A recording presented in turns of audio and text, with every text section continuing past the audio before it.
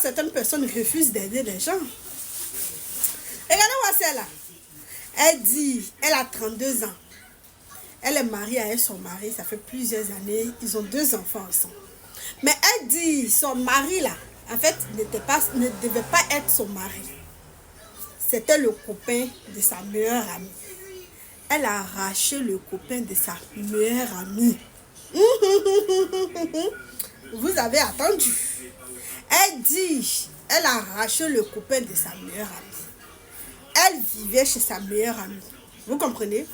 Elle vivait chez sa meilleure amie. Son meilleur ami l'avait hébergée. Elle dit, avant là, elle dormait dans des bars parce qu'elle n'avait pas d'endroit où aller. La fille là l'a hébergée. La fille là la nourrissait. La fille là lui donnait ses habits à elle. La fille là lui a tout donné. Lavé, nourri, chéri. Et c'est pas comme vous voulez. La fille a fait tout pour elle.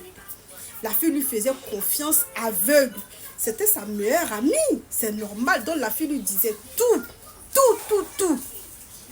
Donc là, elle savait que non, sa meilleure amie là avait un autre copain à part son autre copain là. Donc c'est ce qu'elle va faire. Elle va se lever. Elle va aller dire au copain, peut-être le titulaire quoi, de la fille que non, la fille a le tronc. Elle a rencontré tout ça non, au copain, hein, au titulaire, bon disons au copain là, de sa meilleure amie que non, ouais, sa meilleure amie a un autre gars au dehors. C'est rentré, c'est sorti, patati patata. Elle a tout dit au gars. Jusqu'à un jour, elle a envoyé le gars pour aller attraper sa copine dans un bar là-bas. Avec son dragueur quoi. Voilà. Donc le gars aussi s'est énervé. Le gars a chassé la fille. Puisque la fille aussi était chez son gars. Et avec sa copine, sa meilleure amie et tous, ils étaient chez son gars là-bas. Donc, elle a chassé la fille. Maintenant, la fille lui dit, allons-y, puisque elle, c'est sa meilleure amie qui est la fille. Voilà. Donc, la fille lui dit, bon, comme le gars l'a chassé. Donc, elle dit à sa meilleure amie qu'elle a hébergé là, allons-y. La meilleure amie n'a pas accepté. Oh.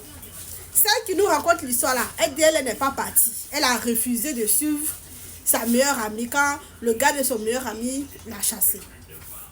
Donc, elle est restée chez le garçon là-bas, chez l'homme là-bas. Elle a commencé à faire yeux doux l'homme là jusqu'à l'homme là l'a accepté. Les deux ont commencé à sortir ensemble et ils se sont mariés. Ils ont eu 2 enfants ensemble. Donc elle dit, sa meilleure amie là habite dans le même quartier que eux. Donc elle dit parfois quand elle passe comme ça, elle a honte. Elle baisse les yeux, elle passe. Elle dit parfois, elle et sa meilleure amie, ils se rencontrent au marché quoi. Parce qu'ils sont dans le même quartier, il faut le marché dans le même coin. Elle dit, elle a honte, elle culpabilise, elle sait même pas, elle n'arrive même plus à dormir pour ce qu'elle a fait à sa meilleure amie. Elle veut se réconcilier avec sa meilleure amie. Elle veut faire tout pour que les deux ils deviennent des amis comme ils étaient avant. Et tout.